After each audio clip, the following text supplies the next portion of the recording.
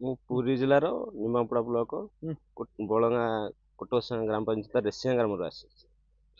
ଏଠି ହେଉଛି ପ୍ରଭୁ ଜଗନ୍ନାଥଙ୍କର ମାମୁଁ ଘର ମାଧବାଜୀଙ୍କର ପୀଠ। ଏଠି ପ୍ରାଚୀ ନଦୀ ଅଛି। ପ୍ରାଚୀ ନଦୀ ଗଙ୍ଗା ଠାରୁ ବହୁତ ଆଗୁଆ। ତେଣୁ ଆଜିର ଯେଉଁ ଏକାଦଶୀ ତିଥିରେ ବୁଡ଼ ପକେଇ ପ୍ରଭୁଙ୍କ ମାଧବାଜୀଙ୍କ ପାଖରେ ମୁଣ୍ଡିଆ ମାରିକିରି ଯାହା ମନର ମାନସିକଟାକୁ ଅଛି ମୁଣ୍ଡିଆ ମାରିକି ଗଲେ ପୂରଣ ହେଇଥାଏ। 3-4 ଥର ପ୍ରାୟ ଆସିଅଛି। ମହିମା ତ ତମର ମାନସିକ ପ୍ରଭୁଙ୍କ ପାଖରେ, ପ୍ରଭୁ ତ ଅନ୍ତର୍ଯାମୀ ନା, ତାଙ୍କ ପାଖରେ ତମ ମାନସିକ, ତମ ମାନସିକ ଯାହା ତାଙ୍କୁ ଜଣେଇଲେ ସେ ତାକୁ ପୂରଣ କରନ୍ତି। ସ୍ୱାଇଁ ଆମ ଘର କାକଟପୁର ଓଥକା। ଏଠି ମନ୍ଦିର ଦର୍ଶନ କରିବୁ, ଏଠି ବୁଡ଼ ପକେଇବୁ, ଯିବୁ। ଆନନ୍ଦ ମନ୍ଦିର ଜଗନ୍ନାଥଙ୍କ ମାମୁଁ ଘର। ଆଜି ଏକାଦଶୀ ମାଧବ ବୁଡ଼ ଏକାଦଶୀ ପକେଇଲେ ଧର୍ମ ତ ହବ ଆଉ। ପିଲାମାନଙ୍କ ପାଇଁ ମାନସିକ କରି ଇଏ କରୁଛୁ ଆଉ। 10 ବର୍ଷ ହେଲେ ନା ଅନ୍ୟ ଦର୍ଶନ କରିବୁ, ବୁଡ଼ ପକେଇକି ଦର୍ଶନ କରିବୁ। ଆଜ୍ଞା, ଏ ପ୍ରାଚୀତଟର ଆରାଧ୍ୟ ଦେବତା ଜଗନ୍ନାଥଙ୍କର ମାମୁଁ, ଜଗତର ଆରାଧ୍ୟ ଦେବତା ଜଗନ୍ନାଥଙ୍କର ମାମୁଁ ଘର ଶ୍ରୀ ଶ୍ରୀ ମାଧବାନନ୍ଦ ଜୀଉ। ଆଜି ତାଙ୍କର ଜନ୍ମୋତ୍ସବ। ଆଜି ହେଉଛି ପବିତ୍ର ଭୈମୀ ଏକାଦଶୀ। ଯେଉଁ ଭୈମୀ ଏକାଦଶୀକୁ ସାରା ମାଧବ ନିଆଳି ଅଞ୍ଚଳ ଅନେଇ ବସିଥାଏ ଯେ କେବେ ଆସିବ ଭୈମୀ ଏକାଦଶୀ। ଏଠି ଆଜ୍ଞା ଆଜି ସକାଳୁ ପ୍ରାଚୀତଟରେ ବୁଡ଼ ପଡ଼ିଛି। ଲକ୍ଷାଧିକ ଶ୍ରଦ୍ଧାଳୁ ଆଜି ବୁଡ଼ ପକେଇଛନ୍ତି।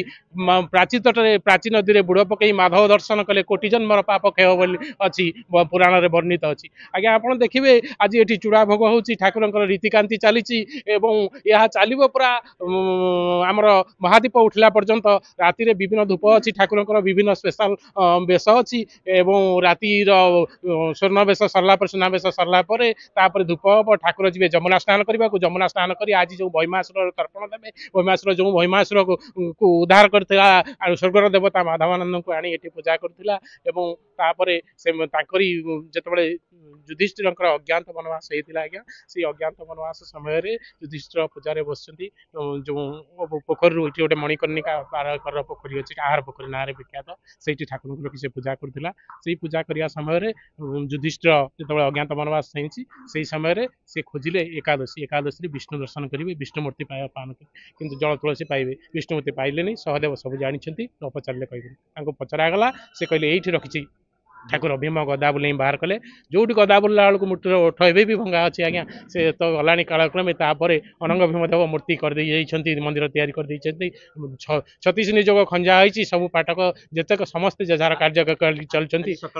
ନୀତିକାନ୍ତି ସ୍ପେଶାଲ ନୀତିକାନ୍ତି ରହିଛି। ସକାଳେ ଗୋପାଳ ବଲ୍ଲଭ ଠାରୁ ଆରମ୍ଭ କରି ସକାଳ ଧୂପ, ଦ୍ୱିପହର ଧୂପ, ରାତି ଧୂପ। ତାପରେ ଠାକୁର ଯିବେ ଯମୁନା ସ୍ନାନ କରିବାକୁ, ସେ ତର୍ପଣ ଦେବାକୁ ଦେବେ। ସେ ଯେଉଁ ଅବସର ପାଇଁ ତର୍ପଣ କରିବାକୁ ଦେବେ। ଆଜି ହେଉଛି ପବିତ୍ର ବଡ଼ ଏକାଦଶୀ। ଯେତେ ଏକାଦଶୀ ଅଛି ହିନ୍ଦୁ ଶାସ୍ତ୍ର ମତରେ, ଯେତେ ଏକାଦଶୀ ସମସ୍ତ ବଡ଼ ଏକାଦଶୀ, ସବୁ ସମସ୍ତ ଭକ୍ତମାନଙ୍କୁ ଅନୁରୋଧ କରାଯାଉଛି ଏକାଦଶୀ କରନ୍ତୁ। ଏକାଦଶୀ ବ୍ରତ ବିଜ୍ଞାନ କହୁଛି, ଆମର ପୌରାଣିକ ମତ ଅଛି, ନିଶ୍ଚିନ୍ତ ଭାବରେ ଏକାଦଶୀ ବ୍ରତ କଲେ କେତେ ଆମର ଶରୀର ଆରୋଗ୍ୟ ରହିବ, ଠାକୁରଙ୍କ ପାଖରେ ମାନସିକ ଭାବରେ ପୂର୍ଣ୍ଣ ହେବ। ଆଜି ମାଧବଙ୍କର ମାଧବ ଏକାଦଶୀ ଏଇଟା ବିଖ୍ୟାତ ହେଇଛି, ଭୈମୀ ଏକାଦଶୀ, ମାଧବ ଏକାଦଶୀ। ତେଣୁ ଶ୍ରଦ୍ଧାଳୁ ମାନେ ଆସନ୍ତୁ। ଏଠି ଦେଖୁଛନ୍ତି ଆପଣ ହଜାର ହଜାର ଲୋକ ବୁଡ଼ ପକେଇ କେମିତି ମାଧବ ଦର୍ଶନ କରୁଛନ୍ତି ଆଜ୍ଞା। ଯଜମାନ ମାନେ ଦିଅନ୍ତି। ଜଗନ୍ନାଥଙ୍କର ମାମୁଁ ଘର ଭୈମ ଏକାଦଶୀ ହେଉଛି ବଡ଼ ଏକାଦଶୀ, ଶ୍ରେଷ୍ଠ ଏକାଦଶୀ।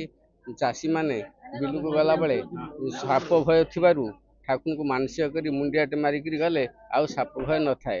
ତେଣୁ ସେ ଧାନ ପ୍ରସ୍ତୁତ ହେବା ପରେ ସିଏ ଆସନ୍ତି ଆମର ବଡ଼ ଏକାଦଶୀରେ ଭୋଗ ଚୂଡ଼ା ଘସା କରି ଭୋଗ ଲଗାନ୍ତି। ଚୂଡ଼ା ଘସା ପାଇଁ ନଡ଼ିଆ, ଗୋଲମରିଚ, ଗୁଆ ଘିଅ, ଗୁଡ଼, ଦହି, ଛେନା ଏସବୁ ଆଣିକିରି ଠାକୁରଙ୍କୁ ସମର୍ପଣ କରନ୍ତି, ମୁଣ୍ଡିଆ ମାରନ୍ତି। ବର୍ଷ ଯାକ ଆଉ ଜନ୍ତୁ ଭୟ ରୁହେ ନାହିଁ, ସାପ ଭୟ ରୁହେ ନାହିଁ। ଚୂଡ଼ା ଘସାଟା ପ୍ରସ୍ତୁତ ହୁଏ। ନଡ଼ିଆ କରାହେବ, ଗୁଡ଼ ପଡ଼ିବ, ଗୋଲମରିଚ ପଡ଼ିବ, ଗୁଆ ଘିଅ ପଡ଼ିବ, ଭାସ୍କର କର୍ପୂର ସବୁ ପଡ଼ିକିରି ଠାକୁରଙ୍କୁ ମାଧବାନନ୍ଦ ପାଖରେ ପୂଜା ହେବ। ପୂଜା ହେଇକିରି ଯଜମାନଙ୍କୁ ଦିଆଯିବ। ଆବାହନ କରୁ ଆମ ପିଲାବେଳୁ ଶୁଣି ଆସୁଛୁ। ଆମ ଅଜାମାନେ ବି ସେମିତି କହୁଥିଲେ। ଚାଷୀମାନେ ବିଲକୁ ଗଲାବେଳେ ଆଗ ଗରୁଡ଼ଙ୍କୁ ମୁଣ୍ଡିଆ ମାରିକିରି ଯାଆନ୍ତି। ଚାଷୀମାନେ ବର୍ଷ ଅପେକ୍ଷା କରିଥାନ୍ତି ଏଇ ବଡ଼ ଏକାଦଶୀ ଦିନ ଆସିକିରି ଠାକୁରଙ୍କୁ ପୂଜା କରିକିରି ଯାଆନ୍ତି। ଏଇଟା ତ ଆମ ନିଆଳି ଅଞ୍ଚଳର ଗର୍ବ, ମାଧବ ଏରିଆ। ଆଉ ଆଜି ମାଧବ ଏକାଦଶୀ ଅଛି। ଏକାଦଶୀ ଆଜ୍ଞା ମତେ, ମୁଁ ବିଷ୍ଣୁ ଏକାଦଶୀ ଟିକେ ମାନେ। ଆଉ ଯେହେତୁ ଆମ ଅଞ୍ଚଳରେ ଏଇଟା ମୋର ପାଖ, ଏଇଟା ଜଗନ୍ନାଥଙ୍କ ଅବତାର ବୋଲି ଭାବିକି ମୁଁ ଏଠିକି ସବୁ ଏକାଦଶୀରେ ଆସେ। ଆଉ କେମିତି ମୋର ଏ ଲୋଭ କ୍ରୋଧ ଏଗୁଡ଼ା ଟିକେ କମିବ ଆଉ ସୁସ୍ଥ ରହିବି, ଯେତିକି ଦିନ ବଞ୍ଚିବି ସେତିକି ପ୍ରାର୍ଥନା କରିକି ଯାଏ। ଏ ଲୋକମାନେ ଏଇ ଅଞ୍ଚଳକୁ ତ ବହୁତ ଦୂର ଦୂରାନ୍ତରୁ ଆସୁଛନ୍ତି। ଆଉ ଏ କୋରା ଭୋଗ, ଲଡ଼ୁ ଭୋଗ ଏ ପ୍ରସିଦ୍ଧ ହୁଏ। ଏଇ ଆଉ ଚୁଡ଼ା ଘସା ଏଇଠି ତ ହଉଛି ପଛରେ ଦେଖୁଛନ୍ତି, ଏଗୁଡ଼ା ଏ ଅଞ୍ଚଳ ପାଇଁ ପ୍ରସିଦ୍ଧ।